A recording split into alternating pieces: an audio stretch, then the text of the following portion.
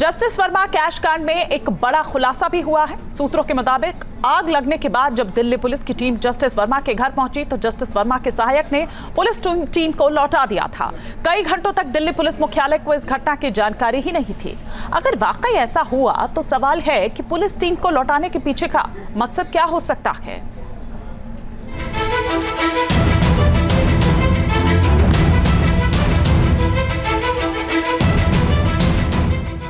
Justice Verma cash कांड, क्या 8 घंटे तक अंधेरे में थी दिल्ली पुलिस? क्या जज के सहायक ने पुलिस टीम को लौटा दिया?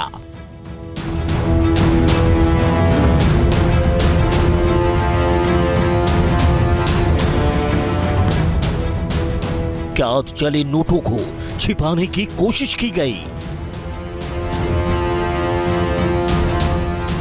क्या कैश मामले पर पंचनामा नहीं हुआ?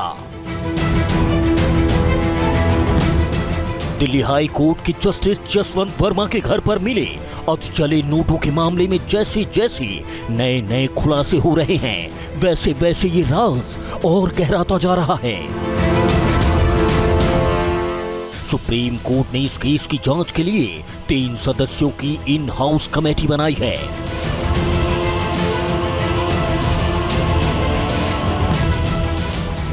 जिसने अपनी तहकीकात शुरू कर दी है, लेकिन इस बीच कैश कांड में जो ताजा खबर आई है वो चौंकाने वाली है। जस्टिस वर्मा के घर आग लगने के 8 घंटे बाद तक दिल्ली पुलिस के शीर्ष अधिकारियों को मालूम नहीं था कि आखिर वहां क्या हुआ। दिल्ली पुलिस मुख्यालय को इस बात की सूचना नहीं थी कि आग लगने के समय जस्टिस वर्मा के स्टोर रूम में 3-4 बोरियों में नोट मौजूद थे जो आग की चपेट में आ गए। जस्टिस जसवंत वर्मा के घर 14 मार्च की रात करीब 11:30 पर आग लगी थी। उस दिन जस्टिस वर्मा और उनकी पत्नी दिल्ली में नहीं थे। आग लगने की सूचना जस्टिस वर्मा के निजी सहायक ने दी थी। फायर ब्रिगेड की टीम जल्द ही मौके पर पहुंच गई। करीब 30 मिनट के अंदर आग बुझा दी गई। इसी दौरान फायर ब्रिगेड के कर्मचारी ये देखकर हैरान रह गए कि स्टोर रूम में भारी मात्रा में कैश मौजूद था। दमकल कर्मचारियों ने आग में झुलसे 500 रुपए के नोटों के बंडल देखे, लेकिन तभी कहानी में एक नया मोड़ आ गया। अग्निकांड की खबर मिलने पर दिल्ली पुलिस की टीम भी 30 तुगलक क्रिकेट स्थित जस्टिस वर्मा के घर पहुंच गई। लेकिन सूत्रों के मुताबिक आग बुझने के बाद जस्टिस वर्मा के निजी सहायक ने पुलिस टीम से कहा कि वो अभी लौट जाएं और सुबह वापस आएं। मामला हाई कोर्ट के सिटिंग जज का था। शायद इसलिए पुलिस टीम ने जस्टिस वर्मा के निजी सहायक की बात मान ली और लौट गई। अगर पुलिस ने उस वक्त स्टोर रूम की जांच पड़ताल की होती तो शायद तभी सच सामने आ जाता। हैरानी की बात कि अगले दिन यानी 15 मार्च की सुबह जब पुलिस टीम वहां पहुंची, एक बार फिर जस्टिस वर्मा के निजी सहायक ने उसे लौटा दिया और कहा कि वो बाद में आए। जस्टिस वर्मा के घर लगे आग का मामला जैसे जैसे आगे बढ़ रहा है, इसकी जांच जैसे जैसे आगे बढ़ रही है, नए नए तथ्य निकलकर सामने आ रहे हैं। ये भी जानकारी मिल रही है कि दिल्ली पुलिस हेडक्वार्टर को आगजनी की घटना तकरीबन 8 घंटे बाद पता चली। रात को तकरीबन 11:30 बजे ये आग लगी। आधे घंटे में ये आग बुझा ली गई, लेकिन पुलिसकर्मी जो यहाँ पर पहुँचे थे उनको कहा गया कि अगले दिन आए। अगले दिन सुबह तकरीबन वो 8 बजे यहाँ पर पहुँचे थे। ये जो घर आप देख रहे हैं जस्टिस वर्मा का, इसी कैंपस में दरअसल ये आग लगी थी। और इस आग लगने के बाद जो पुलिस का समूचा एक तरह से हम बयान देखें, वर्जन देखें, उसमें बताया जा रहा है कि तकरीबन 11:30 बजे रात को ये आग लगी थी 14 तारीख को। और अगली सुबह 15 मार्च को जब अतिरिक्त डीसीपी नई दिल्ली ने सुबह 8 बजे अपने वरिष्ठ अधिकारियों को पिछले 24 घंटों की प्रमुख घटनाओं का सारांश प्रस्तुत किया तो उसमें आग की घटना का विवरण शामिल था, जिसके बाद इस घटना की जानकारी दिल्ली उच्च न्यायालय को दी गई, उसके बाद और आला अधिकारियों को दी गई, उच्च अधिकारियों को दी गई। तो इस तरह से आप समझ सकते हैं कि किस तरह से इस घटना की जानकारी उच्च अधिकारियों तक पहुँचे, MHA तक पहुँचे, या फिर आप देखिए तो न्यायालय तक पहुँचे। इसमें काफ़ी देरी हुई और ये भी दरअसल संज्ञान में लिया गया है कि ये देरी क्यों हुई, इसके पीछे क्या कारण रहे, इसके पहलू भी इस जांच के दौरान खंगाले जा रहे हैं। सूत्रों के मुताबिक 15 मार्च की सुबह 8 बजे नई दिल्ली जिला पुलिस के एडिशनल डीसीपी ने अपने सीनियर अधिकारियों को मॉर्निंग डायरी सौंपी।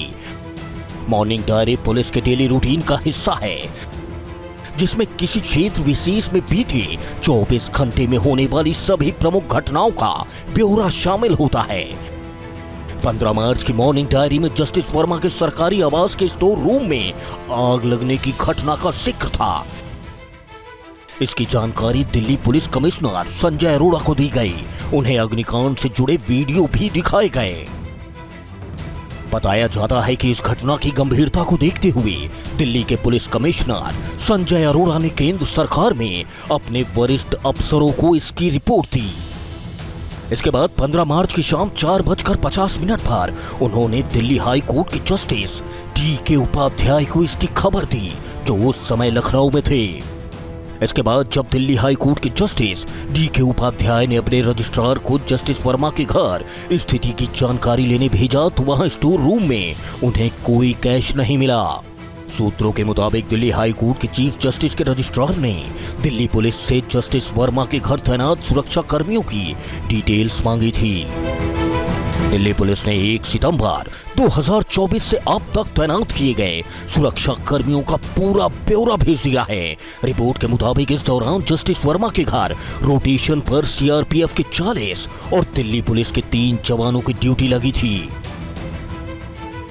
इस मामले में एक अहम सवाल ये भी है कि क्या पुलिस ने 14 मार्च की रात जस्टिस वर्मा के घर अधजले नोट मिलने के मामले में पंचनामा तैयार नहीं किया। पंचनामा की प्रक्रिया 5 गवाहों के साथ पूरी की जाती है और किसी केस की जांच में इसकी काफी अहमियत होती है। लेकिन सवाल है कि क्या पुलिस ने इस औपचारिकता को पूरा नहीं किया। सूत्रों के मुताबिक कैश कांड की जांच कर रही इन हाउस कमेटी की पड़ताल में पंचनामा का सवाल टॉप पर है।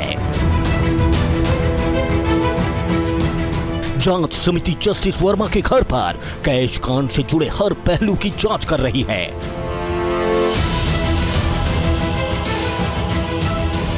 मंगलवार को समिति के सदस्य जस्टिस वर्मा के घर पहुंचे।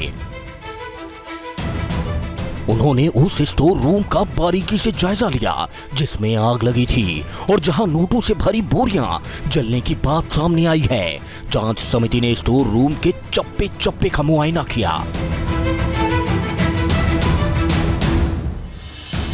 जांच समिति के सदस्य करीब 45 मिनट तक जस्टिस वर्मा के घर पर रुके और जांच पड़ताल की। सूत्रों के मुताबिक इन हाउस पैनल अपनी कार्रवाई दिल्ली में ही करेगा। जस्टिस वर्मा ने कैश कांड में खुद को बिल्कुल बेकसूर बताया है।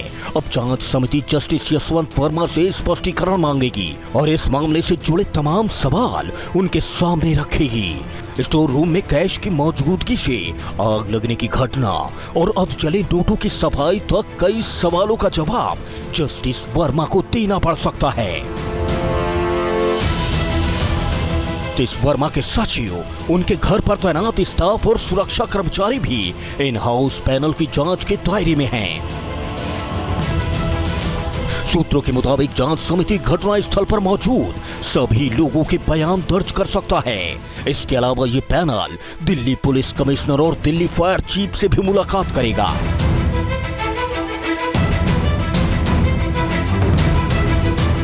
जांच समिति के सदस्य तमाम कड़ियों को जोड़ेंगे और सभी सबूतों की पड़ताल करेंगे। फिर उनको सामने रखकर जस्टिस वर्मा से पूछताछ की जाएगी।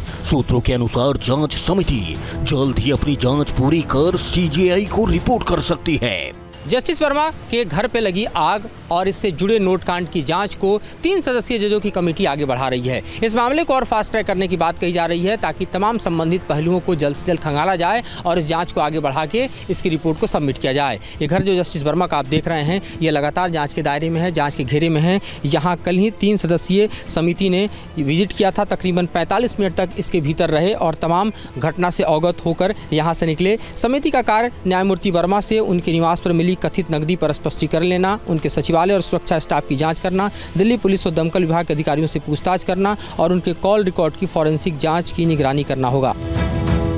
इस बीच दिल्ली पुलिस के DCP देवेश महला जांच के लिए जस्टिस वर्मा के घर पहुंचे। DCP महला के साथ कई सीनियर अफसर भी मौजूद थे। पुलिस टीम ने जस्टिस वर्मा के घर काफी देर तक छानबीन की। टीम ने उस स्टोर रूम की बारीकी से जांच की जहां अधजले नोट मिले थे। इसके बाद पुलिस ने स्टोर रूम को सील कर दिया। कल जजों की जांच टीम तो आज पहुंची जस्टिस जसवंत वर्मा के घर पर पुलिस की जांच टीम।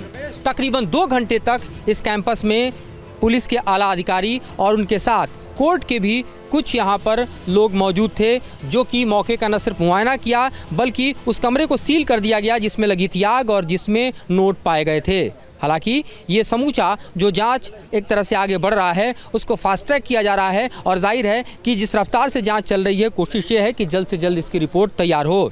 आज इस कमरे को सील करने के बाद अब आगे फॉरेंसिक की टीम यहाँ पर पहुँच सकती है। जस्टिस वर्मा के घर में लगी आग का मामला इतना तूल पकड़ चुका है कि समूचे देश की निगाहें दरअसल इस घटनाक्रम पर है और यहाँ से जुड़ी जांच पर है, क्योंकि आरोप ये है कि दरअसल उस कमरे में जिसमें आग लगी थी उसमें नोट थे और उससे जस्टिस वर्मा ने भले इनकार किया हो लेकिन उससे संबंधित वीडियो जो पुलिस कमिश्नर ने सुप्रीम कोर्ट को भेजे वो पब्लिक डोमेन में है और उसके बाद ये जांच आगे बढ़ रहा है। इस बीच जो कॉलेजियम का फैसला है उसके मुताबिक जस्टिस वर्मा का ट्रांसफ़र यहाँ से इलाहाबाद किया जा चुका है, लेकिन वहाँ पर भी बवाल चल रहा है। इलाहाबाद बार काउंसिल के जो लोग हैं दरअसल वो इस पूरे ही ट्रांसफ़र प्रोसेस से खफा नजर आ रहे हैं। तो इस तरह से ये समूचा मामला न सिर्फ आगे बढ़ रहा है बल्कि जांच के दायरे में अब ये देखना है कि जो 3 जजों की वरिष्ठ जजों की जो जांच कमेटी है वो दरअसल अपने फैक्ट फाइंडिंग में क्या पाती है।